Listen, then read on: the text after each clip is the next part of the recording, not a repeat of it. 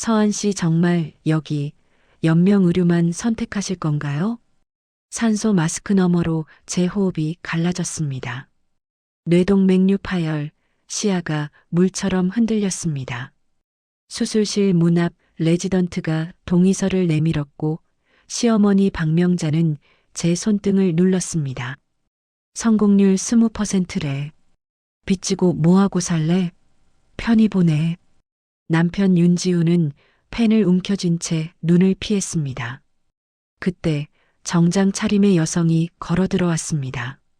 권미령입니다. 재단 책임하에 수술, 지금 바로 시작하세요. 문이 닫히는 순간 심전도음이 길게 찢겼습니다. 살고 싶었습니다. 누군가는 저를 버렸고 낯선 누군가는 저를 붙잡았습니다.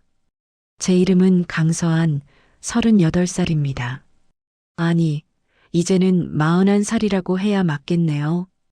2022년 6월 저는 응급실 복도에서 죽을 뻔했습니다. 정확히는 죽도록 방치될 뻔했습니다. 그날 아침은 평범했습니다. 중소회계법인에서 8년째 일하던 저는 오전 세무조정 미팅을 준비하고 있었습니다. 갑자기 머리가 쪼개지는 듯한 통증이 왔고 눈앞이 하얗게 번졌습니다. 동료가 119를 불렀고 저는 구급차에 실렸습니다. 응급실에서 CT를 찍었습니다. 의료진이 모니터를 보며 얼굴을 굳혔습니다. 뇌동맥류 파열입니다. 지금 당장 개두술 들어가야 합니다. 신경외과 레지던트 이세림이 급하게 설명했습니다. 혈관이 터져서 뇌압이 올라가고 있어요. 수술 안 하시면 오늘 밤을 못 넘기십니다. 남편 윤지후가 도착했습니다. 그리고 시어머니 박명자도 함께 왔습니다. 왜 시어머니까지? 남편은 제게 설명하지 않았습니다. 다만 엄마가 오신대라고만 문자를 보냈었습니다. 레지던트가 수술 동의서를 내밀었습니다. 보호자 동의가 필요합니다. 수술 성공률은 약 70-80% 정도이고요. 응급 상황이라 지금 바로 결정하셔야 합니다. 그런데 시어머니가 끼어들었습니다. 성공률이 얼마라고요? 20%? 레지던트가 당황하며 정정했습니다. 아니요, 70에서 80%라고. 목소리가 점점 작아졌습니다. 보호자가 이해할 마음이 없다는 걸 느낀 순간이었습니다. 시어머니는 이미 남편의 팔을 잡고 있었습니다. 지후야, 정신 차려. 수술비가 얼마인데. 내 월급으로 그거 갚을 수 있어? 저 사람 살리면 너희 인생 끝이야. 그녀의 목소리는 차갑고 단호했습니다. 그냥 편히 보내드리는 게 나을 수도 있어. 현실 좀 봐. 제 손에서 힘이 빠졌습니다. 산소 마스크 너머로 남편을 봤습니다. 그는 펜을 쥔 채 제 눈을 마주치지 못했습니다. 저는 남편의 손목을 붙잡았습니다. 마지막 힘을 짜내서 지후 씨 제발. 그는 조용히 제 손을 풀었습니다. 서하나 나도 겁나.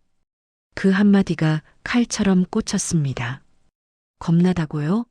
제가 죽는 게 무서운 게 아니라 빚이 무서운 거였습니까? 그 순간 제 세상에서 남편이라는 존재가 무너졌습니다.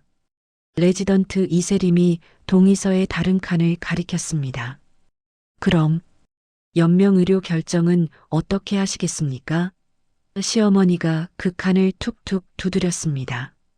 여기요. 연명의료만 동의. 그게 맞죠? 무리하게 살릴 필요 없잖아요. 저는 비명을 지르고 싶었지만 목소리가 나오지 않았습니다. 의식이 흐려졌습니다. 형광등이 점점 멀어졌습니다. 아, 나는 여기서 끝나는구나. 그렇게 생각했습니다. 그때 복도 끝에서 또각또각 구두 소리가 들렸습니다. 정장을 입은 여성이 걸어왔습니다. 60대 초반으로 보이는 그녀는 단호한 목소리로 말했습니다. 권미령입니다. 희망의료복지재단 이사장. 환자는 재단의 긴급의료지원 프로토콜 대상자로 선정되었습니다. 환자 보호 권한은 제가 행사합니다. 의학적 판단이 최우선입니다. 수술비 전액은 재단이 선지급합니다. 지금 바로 수술 진행하십시오. 시어머니가 소리쳤습니다. 뭐예요? 당신이 누군데? 우리 며느리 일에 왜 끼어들어요? 권미령은 서류 뭉치를 의료진에게 건넸습니다. 차갑고 정확한 목소리였습니다. 합법적 절차입니다. 환자의 생명이 위급하고 보호자가 적절한 의료적 판단을 내리지 못하는 경우 재단이 개입할 수 있습니다. 레지던트가 서류를 확인했습니다. 그리고 고개를 끄덕였습니다. 네, 확인했습니다. 수술 들어갑니다. 간호사들이 침대를 밀기 시작했습니다. 시어머니가 침대를 잡으려 했습니다. 안 돼. 우리가 보호자야. 우리 동의 없이는. 경비가 그녀를 제지했습니다. 권미령이 말했습니다. 보호자의 권리는 환자의 생명보다 우선할 수 없습니다. 수술실 문이 열렸습니다. 침대가 움직이기 시작했습니다. 마지막으로 본 것은 시어머니의 일그러진 얼굴과 남편의 회피하는 눈빛이었습니다. 그리고 레지던트 이세림이 동의서 여백에 무언가를 빠르게 적는 모습이었습니다. 그녀의 펜 끝이 떨리고 있었습니다. 누군가는 보고 기록하고 기억하고 있었습니다. 심전도 소리가 길게 울렸습니다. 저는 생각했습니다. 살고 싶다. 제발 살아남고 싶다. 그리고 알고 싶다. 왜 나는 버려졌는가? 의식이 끊겼습니다. 하지만 제 심장은 아직 뛰고 있었습니다. 그리고 누군가는, 낯선 누군가는 제가 살아야 한다고 믿고 있었습니다. 지금부터 본격적으로 이야기가 시작됩니다. 이 이야기가 마음에 드신다면 좋아요와 구독 부탁드립니다. 여러분의 응원이 더 좋은 이야기를 만드는 힘이 됩니다. 의식이 돌아온 것은 수술 후 사흘째였습니다. 중환자실 천장의 형광등이 눈을 찔렀습니다. 머리는 붕대로 감겨 있었고 온몸에 관이 연결되어 있었습니다. 살아 있었습니다. 권미령이 옆에 앉아 있었습니다. 깨어나셨군요. 수술은 성공적이었습니다. 다만 재활 기간이 필요합니다. 천천히 회복하시면 됩니다. 저는 물었습니다. 왜? 저를? 그녀가 잠시 침묵했습니다. 제게도 딸이 있었습니다. 과거형으로 말해야 하는 딸이요. 중환자실에서 일반 병동으로 옮겨진 후 남편과 시어머니가 찾아왔습니다. 하지만 그들의 방문은 안부가 아니었습니다. 시어머니는 꽃 대신 계산서를 들고 왔습니다. 영수증 뭉치를 침대에 던졌습니다. 수술비가 얼마인 줄 알아? 2천만 원이야. 재단이 냈다지만 당신이 갚아야 할 빚이야. 알겠어? 그녀의 목소리에는 위로도 안도도 없었습니다. 오직 계산만 있었습니다. 남편은 아무 말도 하지 않았습니다. 다만 제 손을 잡지도 않았습니다. 그는 창밖만 바라봤습니다. 그들의 발걸음 냄새마저 차갑게 느껴졌습니다. 그 순간 알았습니다. 나는 가족이 아니었습니다. 그저 채무자였습니다.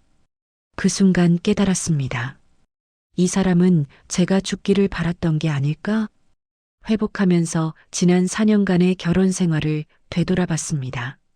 처음엔 평범했습니다. 직장 동료로 만나 연애하고 결혼했습니다. 하지만 결혼 후 남편은 조금씩 변했습니다. 아니, 제가 몰랐던 그의 본 모습이 드러났다고 해야 맞을 겁니다. 먼저 스마트폰 비밀번호를 바꿨습니다. 회사 보안 때문에라고 했습니다. 공동계좌는 만들지 않았습니다. 각자 독립적으로 관리하는 게 낫다고 했습니다. 명절에 시댁에 가면 시어머니는 제 직업을 무시했습니다. 회계사라고 해봤자 남의 돈이나 세는 거 아냐? 우리 지우 봉급 관리도 제대로 못하잖아. 특히 이상했던 건 우편물이었습니다. 결혼 3년 차 되던 해부터 보험 관련 우편물이 집에 오지 않았습니다.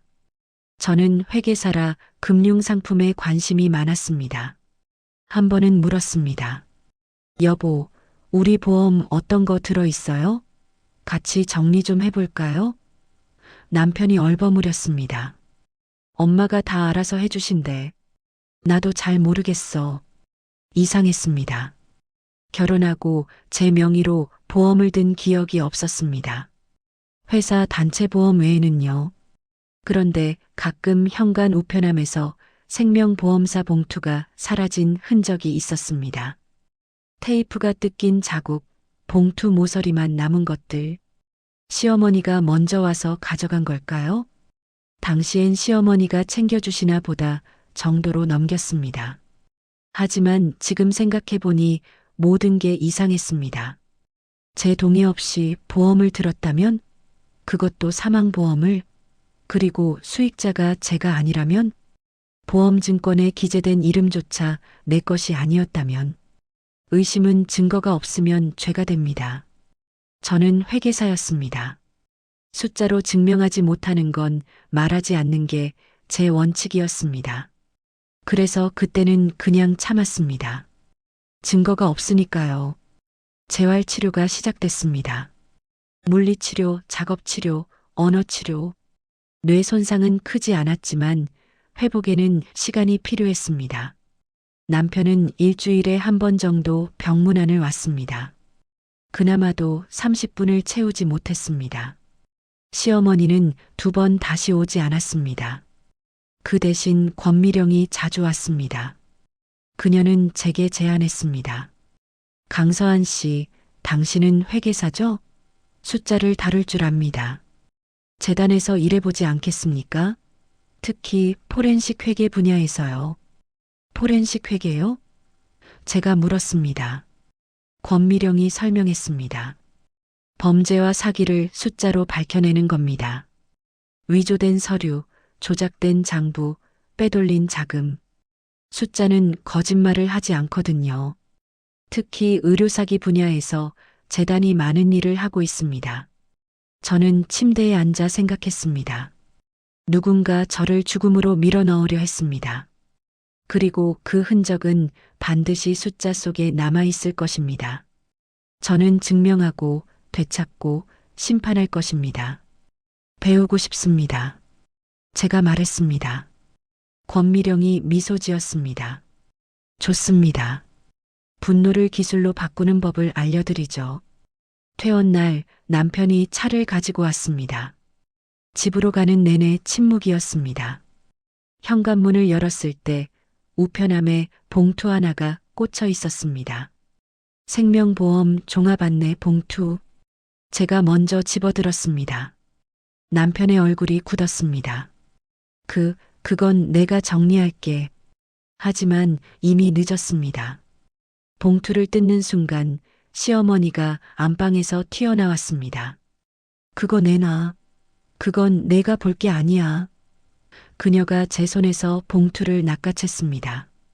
하지만 저는 이미 봤습니다. 수신자명의 강서한. 보험 종류 생명보험. 제 이름이었습니다. 제가 모르는 보험에 제 이름이 있었습니다. 어머님, 이게 뭡니까? 제가 물었습니다. 시어머니는 봉투를 가방에 쑤셔 넣었습니다. 내가 알 필요 없어. 내가 다 관리하니까. 그녀는 현관문을 열고 나갔습니다. 쾅 소리가 났습니다. 남편은 여전히 아무 말도 하지 않았습니다. 저는 그에게 물었습니다. 지우 씨, 제 명의로 가입된 보험이 있습니까? 그가 시선을 피했습니다. 엄마가 챙겨줬다고 했어. 자세히는 나도 몰라. 거짓말이었습니다. 그의 눈이 말하고 있었습니다. 그는 알고 있었습니다. 그날 밤 저는 결심했습니다. 증거를 찾기로. 제가 품은 의심이 사실인지 아니면 제 피해망상인지 확인하기로. 그리고 만약 사실이라면 절대 용서하지 않기로. 숫자는 거짓말하지 않습니다. 저는 회계사입니다. 그리고 이제 포렌식 전문가가 될 것입니다. 2022년 7월 저는 희망의료복지재단 포렌식 회계팀의 인턴이 되었습니다. 정식 명칭은 부정청구조사실이었습니다. 의료기관의 허위청구, 보험사기, 브로커 네트워크를 추적하는 부서였습니다. 권미령 이사장이 직접 저를 교육했습니다. 첫날 그녀는 사진 한 장을 보여줬습니다. 20대 초반의 젊은 여성이 환하게 웃고 있었습니다. 제 딸 예린입니다. 10년 전에 교통사고를 당했어요. 경추 손상이었죠. 수술이 필요했는데 한 브로커가 접근했습니다. 권미령의 목소리가 낮아졌습니다. 저희가 저렴하게 수술해 드릴 수 있습니다. 보험 청구도 대행해 드리고요. 걱정 마세요. 그 말을 믿었죠. 수술은 엉터리였고 예린이는 합병증으로 결국 나중에 알고 보니 그 병원과 브로커는 짜고 치는 네트워크였습니다. 위조 서류로 보험금을 부풀려 청구하고 환자는 제대로 된 치료를 받지 못하는 구조였죠. 그래서 이 재단을 만들었습니다. 권미령이 계속했습니다.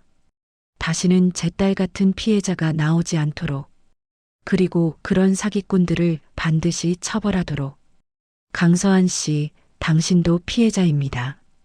정확히는 피해자가 될 뻔했죠. 분노하는 건 당연합니다. 하지만 분노만으로는 아무것도 바꿀 수 없어요. 그녀가 파일을 펼쳤습니다. 청구서, 진료기록, 계좌이체 내역이 빼곡했습니다. 분노를 기술로 바꾸세요. 감정이 아니라 증거로 싸우는 겁니다. 숫자는 거짓말하지 않습니다. 위조된 숫자는 반드시 흔적을 남기거든요. 저는 그 순간 다짐했습니다. 이제 나는 피해자가 아니다. 나는 사냥감이 아니라 추적자다. 그들이 숨긴 숫자 속에 목줄이 있다면 내가 잡아당길 것이다. 첫 교육은 위조 서류 판독이었습니다. 진짜 의료 청구서와 위조 청구서를 나란히 놓고 비교했습니다. 폰트가 미묘하게 달랐습니다.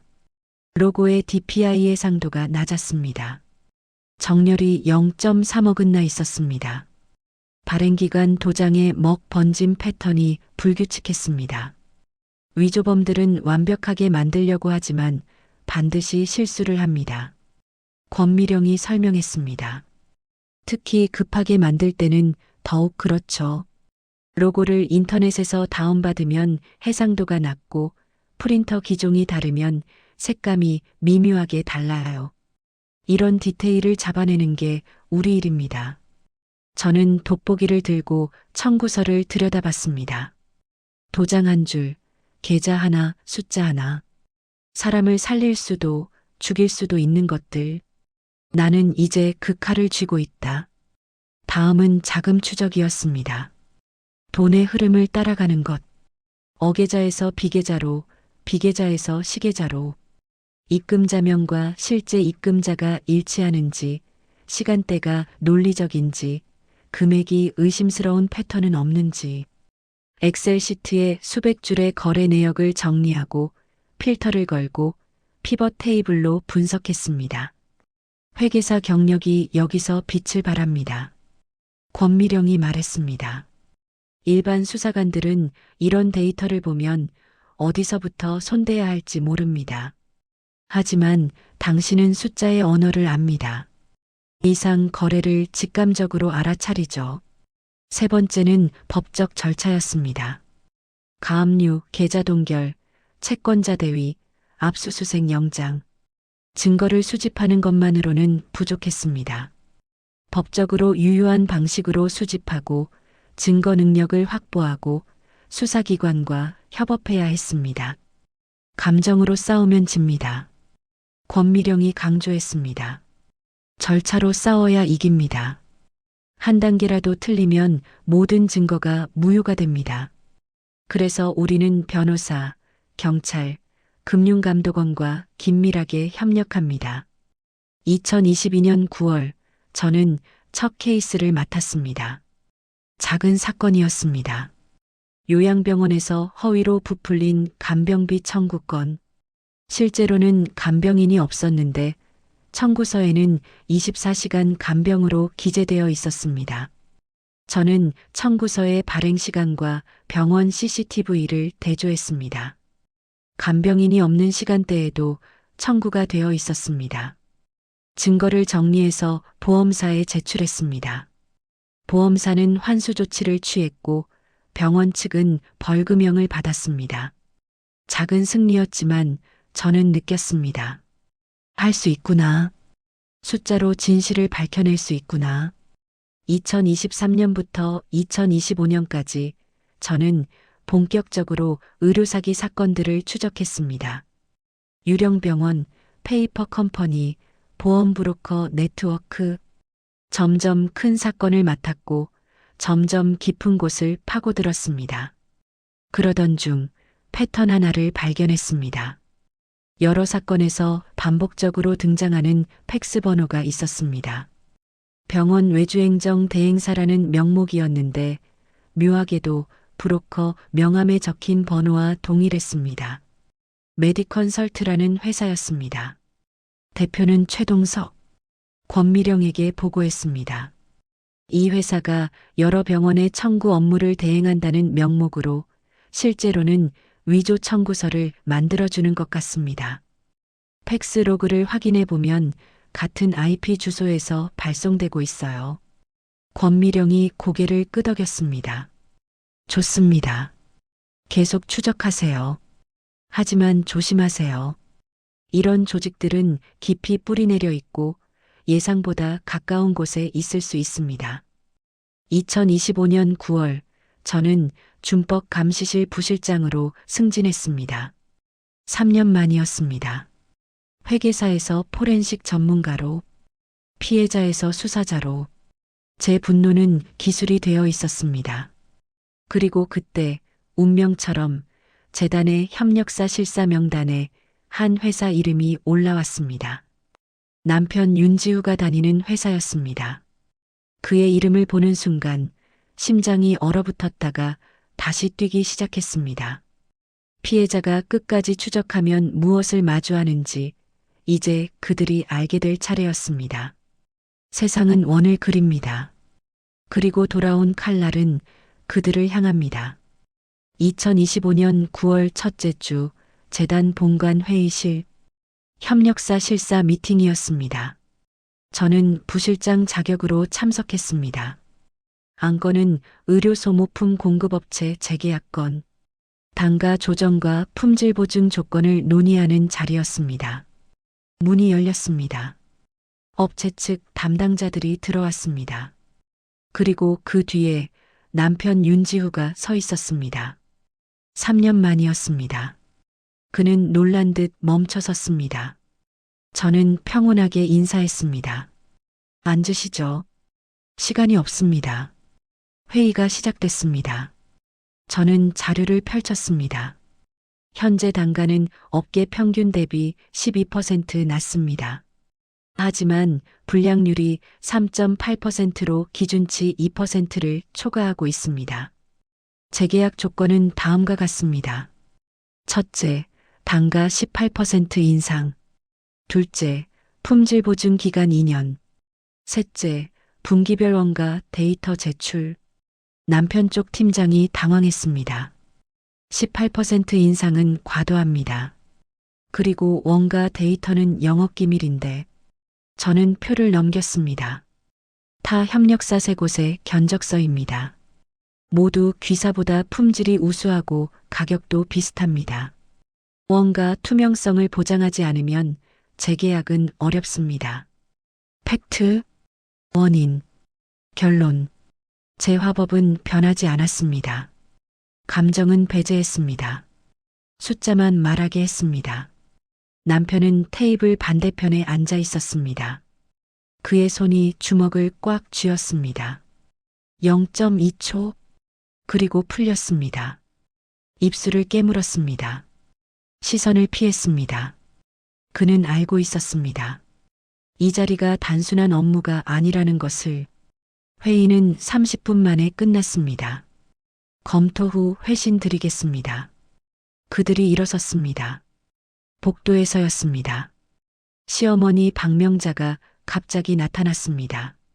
아, 강서안. 그녀가 소리쳤습니다. 재단 직원들이 놀라 돌아봤습니다. 시어머니는 스마트폰을 흔들었습니다. 우리가 내 수술비 다 갚았어. 이것 봐. 2천만 원. 영수증 다 있어. 내가 우리한테 빚진 거야. 폰 화면에 청구서 사진이 떠 있었습니다. 저는 그 사진을 잠깐 봤습니다. 2초. 화면을 확대했습니다. 발행기관 로고 부분. 희방의료복지재단. 희망이 아니라 희방. 제 눈이 그 글자에 고정되었습니다. 클로즈업. 오탈자 확인. 무표정으로 전환. 위조였습니다. 저는 조용히 말했습니다. 어머님, 그 서류 원본을 제출해 주시겠습니까? 재단 회계팀에서 확인이 필요합니다. 시어머니가 당황했습니다. 원본? 이게 원본이야. 사진이잖아. 저는 명함을 건넸습니다. 원본 서류를 이 주소로 보내주세요. 우편이든 직접 방문이든 확인 후 연락드리겠습니다. 시어머니는 얼굴이 빨개져서 소리를 질렀습니다. 이 불효자식이 살려준 은혜도 모르고. 경비가 다가왔습니다. 민원인분 조용히 해주십시오. 시어머니는 남편을 쳐다봤습니다. 지후야, 너는 왜 가만히 있어? 남편은 아무 말도 하지 못했습니다. 그는 저를 보다가 시선을 피했습니다. 목소리가 떨렸습니다. 엄마, 그만. 하지만 그 말은 힘이 없었습니다. 그 순간 저는 확신했습니다. 그는 알고 있었습니다. 모든 걸. 저는 회의실로 돌아와서 즉시 권미령에게 보고했습니다. 사적인 일이 업무에 영향을 줄 수 있습니다. 제 과거 관계자가 협력사 소속이고 재단 관련 위조 청구서를 소지하고 있습니다. 권미령이 물었습니다. 확실합니까? 로고에 오탈자가 있었습니다. 재단은 그런 실수를 하지 않습니다. 권미령이 잠시 생각하더니 말했습니다. 조사하세요. 하지만 절차를 정확히 따르세요. 사적 감정이 개입되면 안 됩니다. 저는 고개를 끄덕였습니다. 감정은 없습니다. 증거만 있습니다. 그리고 속으로 다짐했습니다. 이제 시작이다. 그날 밤 저는 지난 3년간 수집한 메디컨설트 관련 자료를 다시 펼쳤습니다.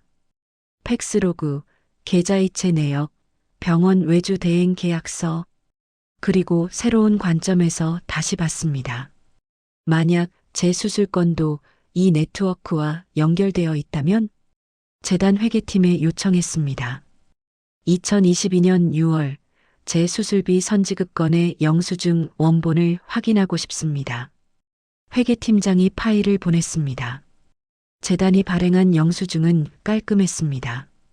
로고도 정확했고 금액도 명확했습니다. 그럼 시어머니가 보여준 청구서는 어디서 나온 걸까요? 만약 누군가 위조 청구서를 만들어서 수술비를 대신 갚았다고 주장한다면 그 목적은 무엇일까요? 저는 메모했습니다. 가설 시모와 브로커가 연결되어 있다. 목적 미상, 추가 조사 필요, 그리고 다음 단계를 계획했습니다. 계좌 추적, 통신 기록 확인, 보험 가입 내역 조회, 증거의 사슬을 만들 시간이었습니다. 본격적인 조사는 합법적 절차를 밟아야 했습니다. 개인적 의심만으로는 타인의 금융정보에 접근할 수 없었습니다. 하지만 재단의 부정청구조사실은 금융감독원, 보험사, 경찰과 협력 체계를 갖추고 있었습니다. 먼저 메디컨설트를 중심으로 조사했습니다. 공식적으로는 병원 외주행정 대행업체였지만 실제로는 여러 의심스러운 거래가 있었습니다. 저는 금융감독원에 정식으로 자료 요청을 했습니다. 메디컨설트 및 관련 법인의 최근 3년간 계좌이체 내역. 데이터가 도착했습니다. 엑셀 파일로 3,000줄이 넘었습니다. 저는 며칠 밤을 새워 분석했습니다. 필터를 걸고 이상 패턴을 찾고 금액대별로 분류했습니다. 첫 번째 발견, 재단 선지급 자금의 일부가 페이퍼 컴퍼니를 거쳐 흘러갔습니다. 2022년 6월 15일 재단은 제 수술비 2천만 원을 병원에 직접 송금했습니다. 그런데 같은 날 메디케어 행정이라는 회사가 병원에서 1,800만 원을 수수료 명목으로 받아갔습니다. 그리고 이틀 후 그 금액 중 1,500만 원이 박명자 명의 계좌로 현금 인출되었습니다. 제 시어머니였습니다. 두 번째 발견, 위조 청구서의 출처. 시어머니가 보여준 희망의료복지재단 청구서는 메디컨설트에서 제작한 것이었습니다. 파일 메타데이터를 분석한 결과 제작 PC의 IP 주소가 메디컨설트 사무실과 일치했습니다. 그들은 위조 청구서를 만들어 시어머니에게 제공했고 시어머니는 이를 근거로 우리가 수술비를 갚았다고 주장할 계획이었던 겁니다. 세 번째 발견, 더 충격적이었습니다. 보험 가입 내역을 확인했습니다. 제 명의로 가입된 생명보험이 있었습니다. 가입 날짜는 2022년 5월 20일, 제 수술 3주 전이었습니다. 피보험자는 강서한, 수익자는 박명자, 보험 금액은 2억 원. 제 동의 없이 가입된 보험이었습니다. 명의도용이었습니다. 그리고 만약 제가 수술 없이 사망했다면 시어머니는 2억 원을 받을 예정이었습니다. 저는 손이 떨렸습니다. 하지만 감정을 눌렀습니다. 증거를 더 모아야 했습니다. 확실하게 반박할 수 없도록. 네 번째 조사, 외주행정 대행 계약서들을 분석했습니다. 메디컨설트는 15개 병원과 계약을 맺고 있었는데 모든 계약서의 팩스 번호가 동일했습니다. 그리고 그 팩스 로그를 추적하니 브로커 최동석의 사무실에서 발송된 것이었습니다. 같은 사무실, 같은 IP, 같은 타임스탬프. 다섯 번째 증거, 레지던트 이세림에게 연락했습니다. 선생님, 2022년 6월 제 수술 당시 동의서를 기억하십니까? 이세림이 조심스럽게 답했습니다. 기억합니다. 그때 이상하다고 생각했어요. 보호자가 환자를 살리지 않으려는 듯한 분위기였거든요. 저는 물었습니다. 혹시 그때 메모를 남기셨나요? 이세림이 잠시 침묵하더니 말했습니다. 사실은 동의서 여백에 적었습니다. 시간과 보호자의 발언 내용을요. 만약 나중에 문제가 되면 증언해야 할 것 같아서요. 원본은 병원 의무기록실에 보관되어 있을 겁니다. 증거 확보가 가능했습니다. 저는 변호사와 상의했습니다. 의무기록 열람은 환자 본인 또는 법원 명령으로 가능합니다. 일단 본인 자격으로 신청하세요. 신청서를 제출했습니다. 일주일 후 동의서 사본이 도착했습니다. 여백에 손글씨가 있었습니다. 이세림의 메모였습니다. 보호자 심호 발언 성공률 20%, 실제 의료진 설명 70-80%. 보호자 심호가 환자 손 누름, 빚지고 살 것이냐 발언. 보호자 남편 연명 의료만 동의 칸 체크 시도. 제3자권 미령 개입 대리동의 진행. 완벽한 증언이었습니다. 시간, 발언 내용, 행동 모두 기록되어 있었습니다. 저는 이 증거들을 정리했습니다. 엑셀 시트에 도표를 만들었습니다. 증거 체인 요약, 동의서 여백 메모 연명의료 강요 정황, 위조 청구서 발행기관 로고 오탈자, 메디컨설트 제작, 재단 선지급 페이퍼 컴퍼니, 심호계좌 자금 횡령, 사망보험 증권 명의도용, 수익자 심호, 가입일 수술 3주 전, 외주행정 브로커 동일 팩스 IP 조직적 사기. 레지던트 증언 확보 가능 객관적 제3자. 모든 조각이 맞춰졌습니다. 이제 법적 절차를 밟을 시간이었습니다. 저는 권미령에게 최종 보고서를 제출했습니다. 준비되었습니다. 검찰과 금융감독원에 고발장을 제출하겠습니다. 권미령이 보고서를 읽었습니다. 그녀의 표정이 굳었습니다. 강서한 실장, 이건 당신의 가족입니다. 저는 답했습니다. 가족이 아닙니다. 용의자입니다. 권미령이 고개를 끄덕였습니다. 진행하세요. 하지만 기억하세요. 복수가 아니라 정의입니다. 압니다. 제가 말했습니다. 저는 분노하지 않습니다. 다만 증거를 제출할 뿐입니다. 돈의 길은 거짓말을 하지 않습니다. 숫자는 진실을 말합니다. 이제 그 진실을 법정에 세울 시간이었습니다. 고발 전 저는 한 가지를 확인해야 했습니다. 남편 윤지우가 어디까지 알고 있었는지, 그가 적극적 공범인지 아니면 소극적 방조자인지. 이 구분은 법적으로도 중요했지만 저에게는 다른 의미도 있었습니다. 한때 사랑했던 사람이 완전히 썩었는지 아니면 약해서 무너진 것인지 알고 싶었습니다. 카페에서 만나자고 문자를 보냈습니다. 이야기할 게 있습니다. 내일 오후 3시 재단 앞 카페. 남편은 1시간 만에 답장했습니다. 알겠습니다. 다음 날 카페. 남편이 먼저 와 있었습니다. 그는 수척해 보였습니다. 제가 마주 앉자 그가 먼저 말했습니다. 서하나, 나는. 저는 손을 들어 그를 막았습니다. 윤지우 씨, 감정적 대화는 하지 않겠습니다. 사실 확인만 할 겁니다. 테이블 위에 서류를 펼쳤습니다. 첫 장은 동의서 사본. 여백 메모가 선명했습니다. 2022년 6월 13일 수술실 앞에서 당신 어머니가 성공률 20%라고 말했습니다. 하지만 의료진은 70-80%라고 설명했습니다. 당신은 그 자리에 있었습니다. 알고 있었습니까? 남편이 고개를 숙였습니다.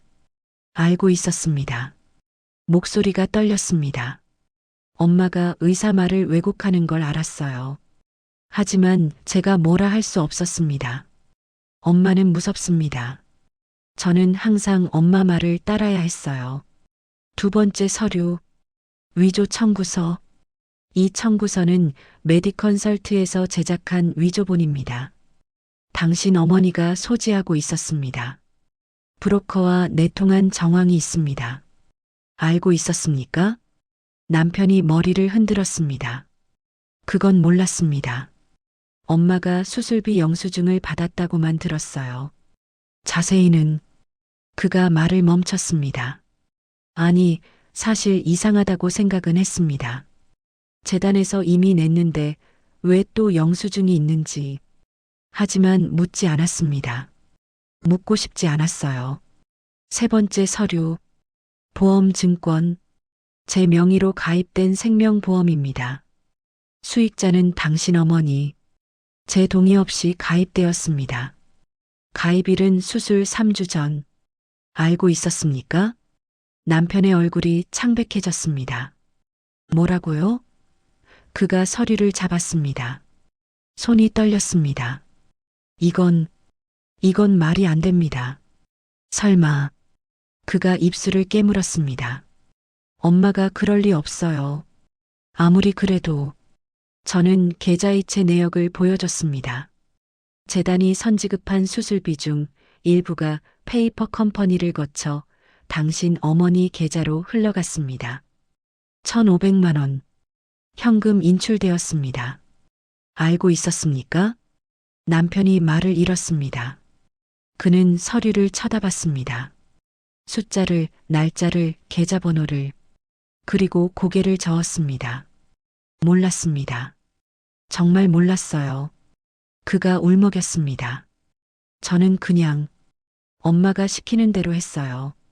동의서에 체크하라길래 했고 문병 가지 말라길래 안 갔고 이혼하자길래 서류 준비하려고. 이혼요? 제가 물었습니다. 남편이 고개를 끄덕였습니다. 수술 후 2달쯤 지나서요. 엄마가 이혼하라고 했습니다. 장애 있는 여자 평생 책임질 거냐? 지금 정리해라. 저는 거부했어요. 그래도 그건 못하겠다고. 그랬더니 엄마가 화를 내면서 저를 내쫓겠다고 했습니다. 집도 차도 엄마 명의거든요. 저는 차갑게 말했습니다. 그래서 고민한 겁니까? 남편이 고개를 숙였습니다. 네, 고민했습니다. 비겁하게. 결국 아무것도 하지 않았지만 그게 방조였다는 걸 압니다. 잠시 침묵이 흘렀습니다. 저는 마지막 서류를 꺼냈습니다. 증인서약서 양식이었습니다. 사실대로 진술하겠습니까? 법정에서, 검찰 조사에서 당신이 목격한 것을 증언하겠습니까? 남편이 서류를 받습니다. 그리고 저를 받습니다. 서하나, 그럼 엄마는? 저는 끊었습니다. 박명자 씨는 보험사기 미수, 사문서 위조, 업무상 횡령 혐의로 고발될 예정입니다. 브로커 최동석도 같이요. 당신이 증인이 되면 당신은 처벌받지 않을 수 있습니다. 방조는 죄지만 자백과 협조는 양형에 참작됩니다. 남편이 펜을 집었습니다. 그리고 오래 망설였습니다. 저는 기다렸습니다. 감정을 실어 재촉하지 않았습니다. 이건 그의 선택이었습니다. 약한 사람이 한 번쯤은 오른편에 설 수 있는지 그 시험이었습니다. 남편이 한숨을 쉬었습니다. 그리고 서명했습니다. 증언하겠습니다. 제가 본 것, 들은 것 모두요. 그가 펜을 놓으며 말했습니다. 서하나, 미안합니다. 너무 늦었지만 이번엔 제대로 할게요. 저는 서약서를 받아 가방에 넣었습니다. 윤지호 씨, 저는 당신을 용서하지 않습니다. 하지만 당신이 진실편에 서는 건 환영합니다. 일어서며 마지막으로 말했습니다. 검찰에서 연락할 겁니다. 일관되게 진술하세요. 카페를 나오며 이세림에게 전화했습니다. 선생님, 증인 출석 가능하십니까? 이세림이 답했습니다. 가능합니다. 언제든 부르세요. 감사합니다.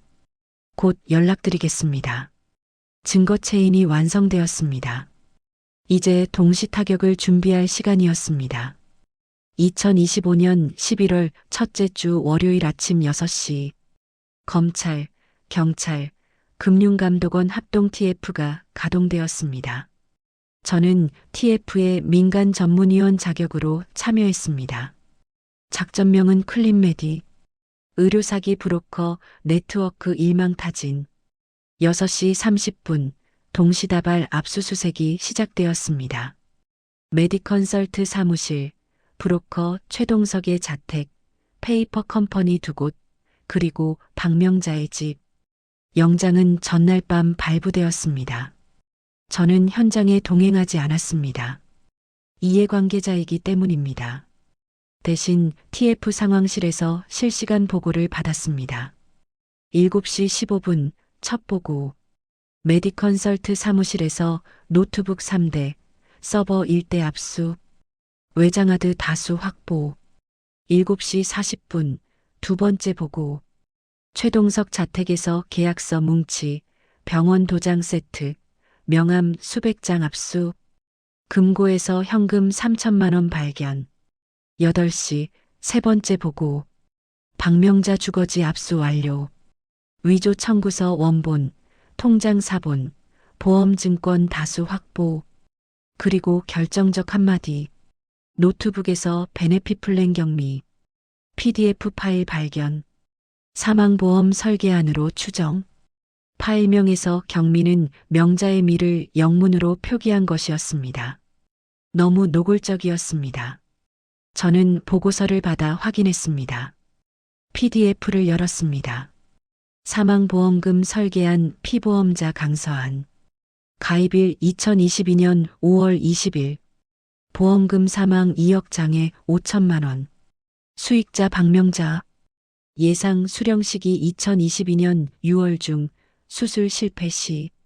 수수료 보험금의 8% 1,600만 원. 최동석 수령. 모든 게 계획되어 있었습니다. 제가 죽으면 시어머니는 2억을 받고 브로커는 수수료를 챙기는 구조. 그들은 제 생명에 가격표를 붙였습니다. 동시에 금융감독원이 계좌 동결 조치를 실행했습니다. 박명자, 최동석, 관련 법인 계좌 총 12개. 오전 8시 30분 일제히 출금 정지. 9시 시어머니에게 전화가 걸려왔습니다. 재단 대표 번호로. 수신자는 권미령이었지만 스피커폰으로 틀었습니다. 여보세요? 왜 제 계좌가 막혔어요? 은행에서 출금이 안 된대요. 권미령이 차분하게 답했습니다. 금융감독원의 조치입니다. 사기 혐의 관련 계좌는 동결됩니다. 사기? 무슨 사기? 시어머니가 소리쳤습니다. 권미령이 말했습니다. 보험 사기 미수, 사문서 위조, 업무상 횡령. 자세한 내용은 검찰에서 통지받으실 겁니다. 전화가 끊겼습니다. 오후 2시 재단 로비. 시어머니가 찾아왔습니다. 경비가 막으려 했지만 권미령이 허락했습니다. 들어오게 하세요. 시어머니는 로비 한가운데서 소리를 질렀습니다. 강서한, 나와. 이 은혜도 모르는 년아. 저는 2층에서 내려갔습니다. 로비에는 직원들과 방문객들이 있었습니다. 시어머니는 제 앞에 섰습니다. 내가 날 고발했어? 날? 너 살려준 사람을. 저는 조용히 말했습니다. 박명자 씨, 저를 살린 건 권미령 이사장과 의료진입니다. 당신이 아닙니다. 뭐? 시어머니가 손을 들어 올렸습니다. 경비가 재빠르게 제지했습니다. 시어머니가 고함쳤습니다. 내가 수술비 다 갚았어. 증거 있어. 영수증 다 있다고. 저는 태블릿을 꺼냈습니다. 위조 청구서 사진을 화면에 띄웠습니다. 이 영수증 말씀이십니까? 발행기관 로고를 보십시오. 희방의료복지재단. 오탈자가 있습니다. 위조본입니다. 시어머니의 얼굴이 굳었습니다. 저는 계속했습니다. 이 서류는 메디컨설트에서 제작했습니다. 파일 메타데이터로 확인되었습니다. 그리고 당신은 재단 선지급금 중 1,500만 원을 횡령했습니다. 계좌이체 내역이 있습니다. 그건 시어머니가 말을 더듬었습니다. 저는 다음 화면을 넘겼습니다. 보험 증권, 그리고 제 명의로 사망보험에 가입했습니다. 제 동의 없이 명의도용입니다. 수익자는 당신. 만약 제가 수술 없이 사망했다면 2억 원을 받을 예정이었죠. 로비가 조용해졌습니다. 모두가 우리를 쳐다봤습니다. 시어머니는 뒤로 물러섰습니다. 그건 나만 한 게 아니야. 브로커가, 최동석이가. 저는 고개를 끄덕였습니다.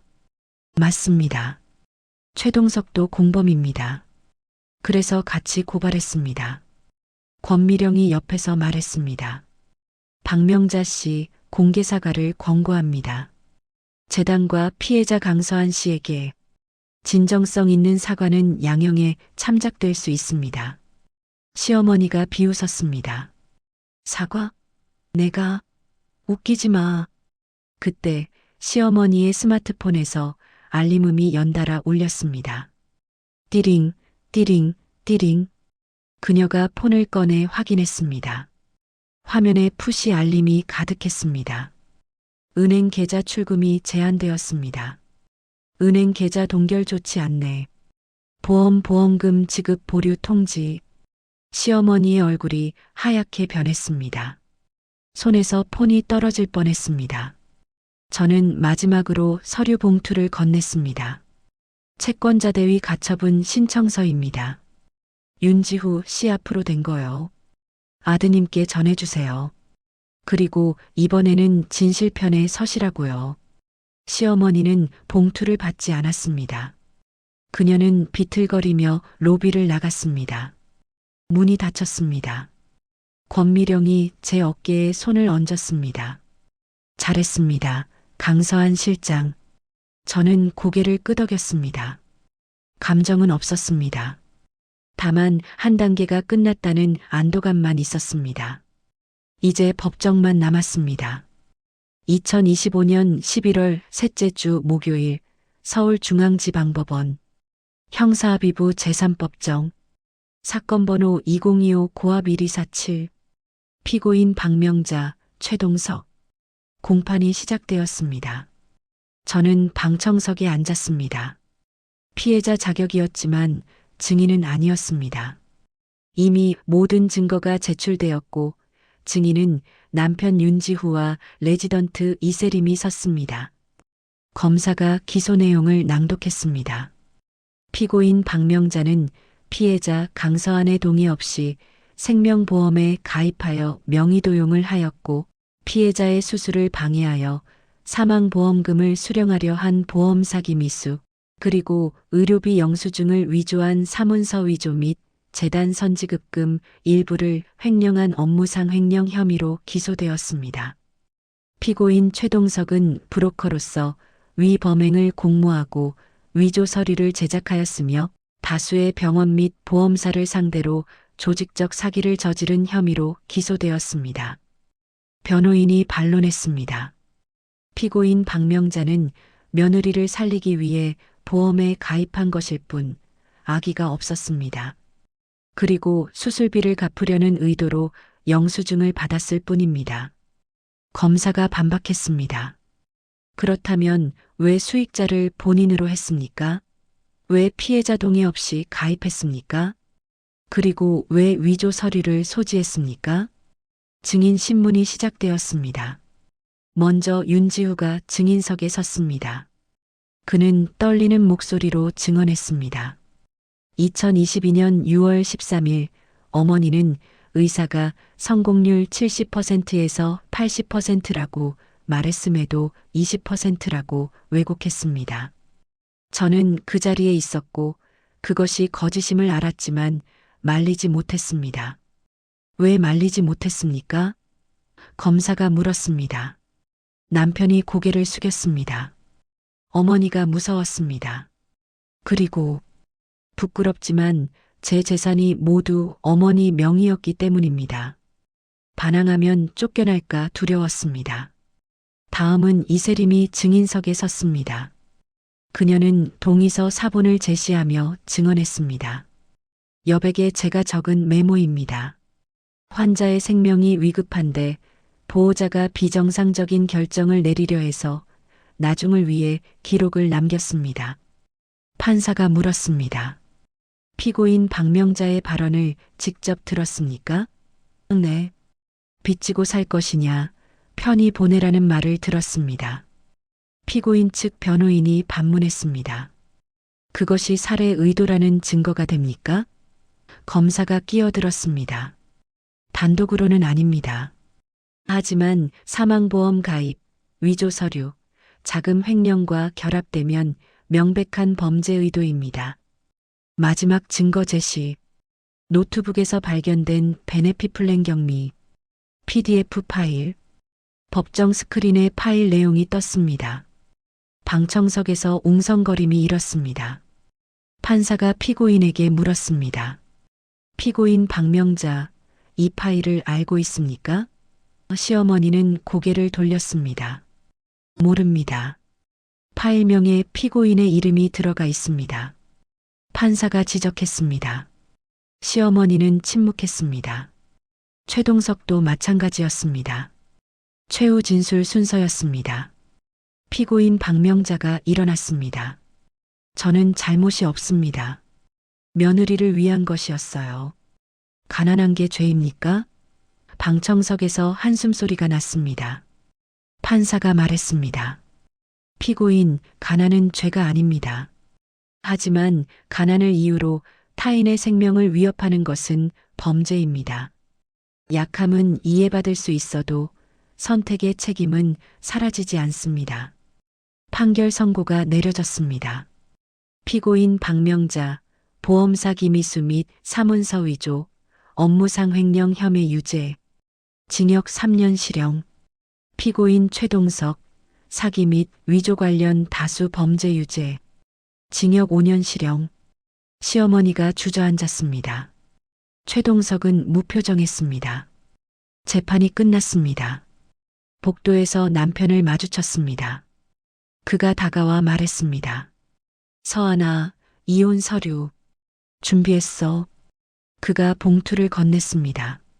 저는 받아서 확인했습니다. 재산 분할 없음, 양육권 해당 없음 자녀 무. 깔끔하게 정리되어 있었습니다. 저는 펜을 꺼내 서명했습니다. 윤지호 씨, 우리는 여기서 끝입니다. 그가 고개를 끄덕였습니다. 미안합니다. 정말. 저는 서류를 돌려줬습니다. 사과는 받지 않습니다. 다만 당신이 진실편에 섰던 건 기억하겠습니다. 재단으로 돌아왔습니다. 권미령이 저를 불렀습니다. 강서한 실장, 수고했습니다. 그녀가 파일을 건넸습니다. 내년 인사계획입니다. 실장 승계 라인에 이름이 올라가 있어요. 저는 파일을 받았습니다. 감사합니다, 이사장님. 권미령이 물었습니다. 지금 기분이 어떻습니까? 저는 잠시 생각했습니다. 홀가분합니다. 무겁던 것이 내려간 느낌이요. 하지만 기쁘지는 않습니다. 복수는 아무것도 돌려주지 않으니까요.